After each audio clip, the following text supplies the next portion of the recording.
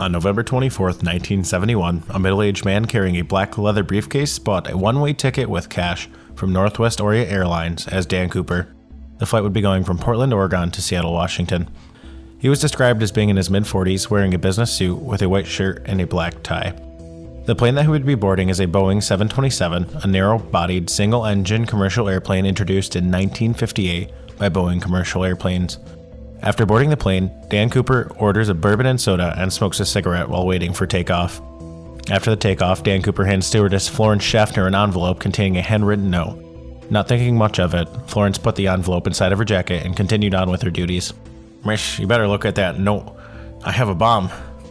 After she reads the note, he insists that she take a list of demands to the pilot, who would radio it to the FBI. When she had returned, Cooper was wearing a dark pair of sunglasses.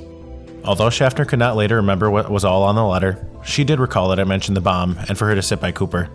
Cooper had the case open long enough for her to see 8 red cylinders attached to wires, surrounded by red insulation, connected to a large battery. As the flight continued, almost all passengers were unaware of the situation. Meanwhile, the FBI collected Cooper's ransom. Cooper had asked for $200,000 in U.S. currency, all in $20 bills, 4 parachutes, and a fuel truck to refuel the plane upon arrival. Failure to provide these demands would result in Cooper detonating the explosives. "No funny stuff, or I'll do the job." After the plane lands in Seattle, Cooper exchanges the lives of the 36 passengers for his listed demands, all of which are met. After the exchange, Cooper makes the pilot take off for Mexico City, Mexico. But because of delays in refueling, Cooper became antsy and impatient, saying, "This shouldn't take so long. Let's get the show on the road." Along with his list of demands, Cooper also demanded that the landing gear remain deployed in the takeoff position, the wing flaps be lowered 15 degrees, the cabin remain unpressurized, and the aft staircase remain deployed. Cooper was later informed that a second stop was needed for refueling, and he agreed to Reno, Nevada. Between Seattle and Reno, Nevada, around 8 p.m. though, Cooper had jumped out of the plane with 2 of the 4 parachutes and the money. He would then freefall through the cold, stormy night sky, only to disappear, never to be seen again. The plane recorded that the tail section sustained a sudden upward movement around 8:13 p.m. This is thought to be the time that Cooper had jumped out. Before Cooper had jumped out of the plane, he had taken his black clip-on tie off and left it on the plane. This tie is one of the only physical evidences in the case. Investigations finally ended on July 16, 2016, after nearly 45 years of searching, although the statute of limitations for his crime is still standing. More than 800 suspects were considered, but only 24 remained by the 5th year anniversary of the crime. Project Norjack, also known as Northwest Hijacking, was the project created by the FBI in determination to identify and bring Cooper to justice. And although only 3 pieces of evidence were discovered, Cooper's signature on the plane ticket, his black clip-on tie, and cigarettes, the cigarettes somehow had mysteriously disappeared. As previously stated, the statute of limitations on the charge given to D.B. Cooper was considered indefinite. Although it had originated as air piracy, it was later changed to him violating the Hobbs Act, or wrongful extortion using force or fear, changing the statute of limitations from 5 years to indefinite, in case he was identified even 50 years later. Finally, 1 month after the crime, the serial numbers for the ransom money were released in an effort of the FBI to catch Cooper using the money.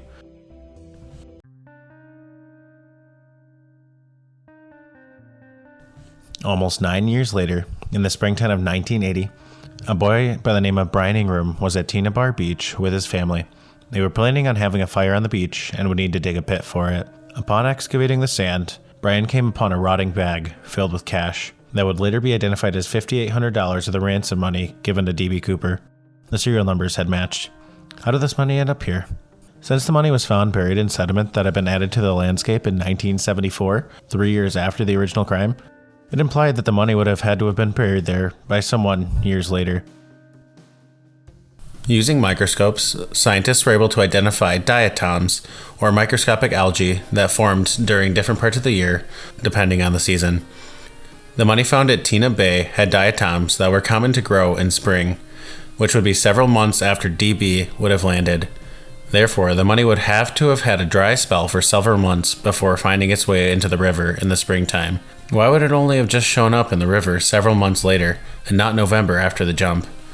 Maybe the money was put in the river several years later, in the springtime. Since the money was found buried in sediment that had been added to the landscape in 1974, which is 3 years after the original crime, it implies that the money would have had to have been buried there by someone years later. So in fact, it wasn't several months, it was several years later that it could possibly have been buried in the sand. This also adds to the theory that Cooper may have survived his jump, which we'll get to here in a little bit. Other information that leads to the short-term theory of the money having only been there for a few months is that the rubber bands that the bank used to wrap the money were notorious for being weak, and when the money was found in the bag, the rubber bands that the bank had wrapped them in were in good condition, implying that it was either there for a short period of time or extremely well preserved. It is also possible that the rubber bands could have been changed at some point in time after the skyjacking. If the bag had been buried in that sand after it was dredged and the additional sediment was put on top, it would still have been there until 1980 when the money was found. Nearly 6 years of the money sitting there, how could the bands have possibly held up under that? As previously stated, as of the 5th year anniversary of the manhunt for D.B. Cooper, 24 suspects were left as viable options for the man, the myth, the legend. Here are our top 4 picks. Kenneth Christensen, an Army paratrooper and Northwest Airlines attendant who made a deathbed confession of an unknown crime, which he would not state the offense. His brother Lyle Christensen had always thought Kenneth was D.B. Cooper. Shortly after the original crime, Kenneth had bought a house in cash. The FBI ruled him out, though, because he did not fit the physical description of the suspect. Duane Weber. On his deathbed, he told his wife Jo, "I have a secret to tell you. I am Dan Cooper." His wife would later recall that Duane would talk in his sleep about leaving fingerprints on a plane. Duane had a knee injury that he had claimed he had gotten while jumping out of a plane. His handwriting was found in the margins of a library book about D.B. Cooper. Later, Duane would take his wife Jo to Tina Bar Beach, the location where some ransom money was found in 1980 by Brian Ingram. Duane was ruled out as a suspect by DNA testing. Richard Floyd McCoy. McCoy was with his family in Utah having Thanksgiving dinner at the time of the original crime. About 5 months after the D.B. Cooper skyjacking, McCoy was charged in an attempt to commit a crime with many similarities. The similarities include the request for 4 parachutes, handwritten notes directed towards the pilot, and that the plane that was hijacked was the same plane as the Cooper hijacking, a Boeing 727. McCoy was arrested in this attempt and sentenced to 45 years in prison. He had escaped prison in Lewisburg, Pennsylvania, and was later killed in a shootout with FBI agents in Virginia Beach, Virginia. Jack Kofelt. Jack Kofelt was the first person to claim to be D.B. Cooper after the original November 24, 1972 crime. Kofelt had large amounts of knowledge in regards to the Cooper hijacking and would often tell people details about the case that seemed as though he might have been there. The FBI had debunked him as being a con man, an opportunist looking to make a buck or score off of his information. Alright, now we are going to move on to a few of the theories that we had run into, as well as our opinions on the situation at hand. In my opinion, it is highly unlikely that D.B. Cooper would have survived. Yeah. But it depends on how experienced the man was. Nobody even knows who he is, so it's kind of hard to make a judgment on how experienced he could have been in many different attributes that could have led to his survival. Yeah, there's a couple of details where it looked like he could be like very experienced, and there's other details that are like he probably wasn't experienced at all. So like it's kind of weird. Yeah, it is a little bit weird. First off, some of the parachutes. So he had 4 parachutes, and one of them was a dummy parachute, which if he would have taken that one, he would have just plummeted into the trees at a high velocity and exploded, and for lack of better terms. Yeah. And the second of the 4 was non-steerable.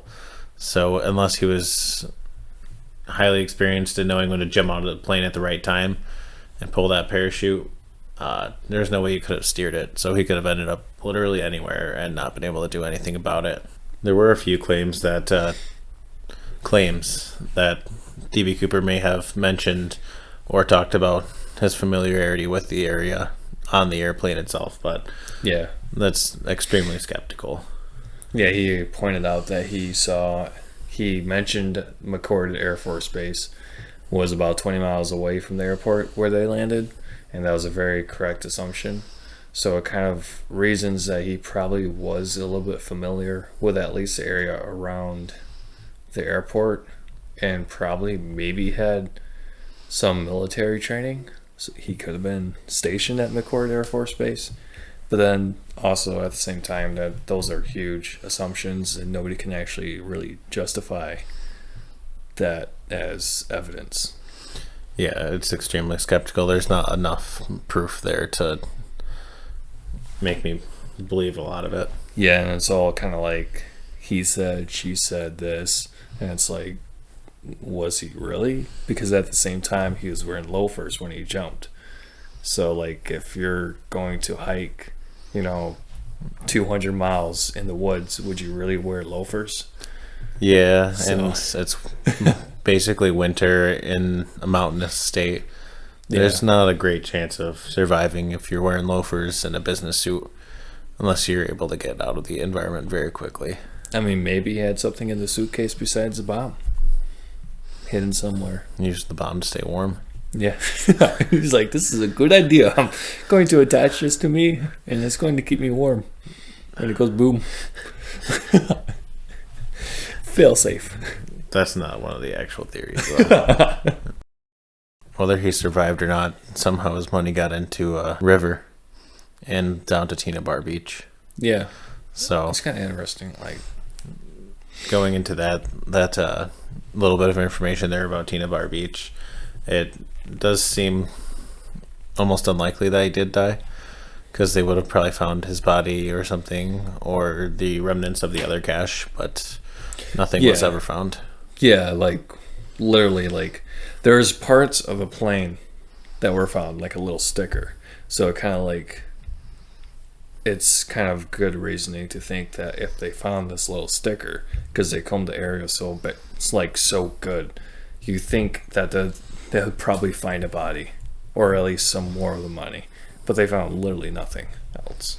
So yeah, so regardless of all of the things he had rooting against him, yeah, he probably survived.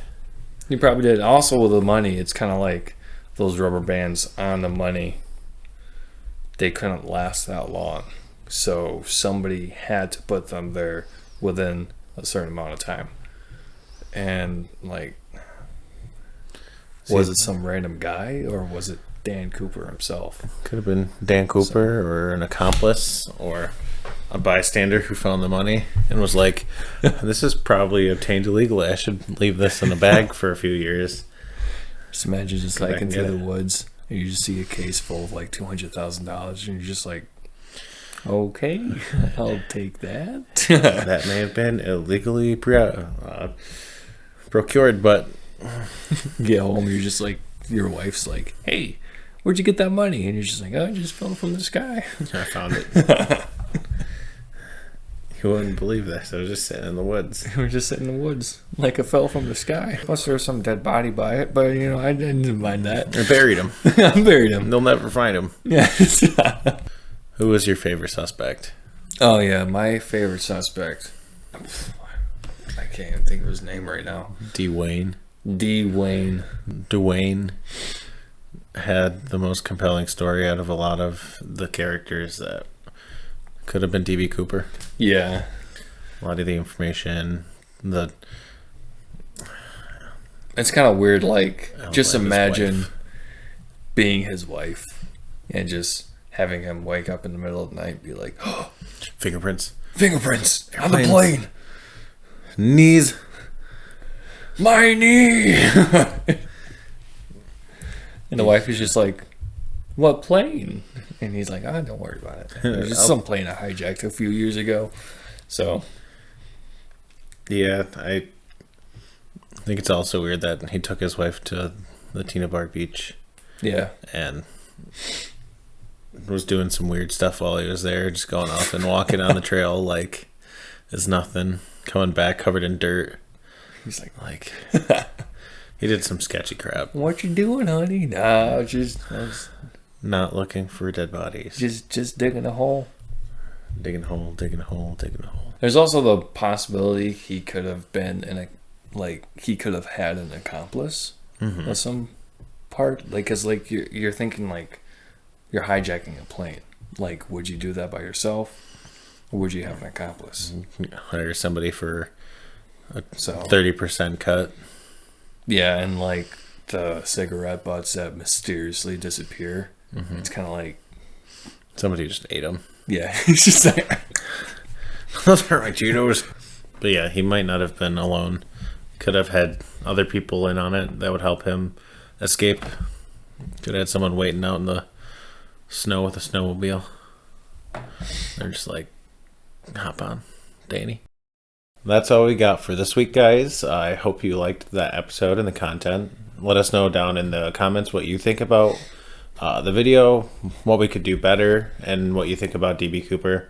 We've been wanting to do question and answer videos, but obviously we need some questions before we are able to put together a good video that'll be worth the time and effort. yeah, it's kind of hard to answer questions that are there.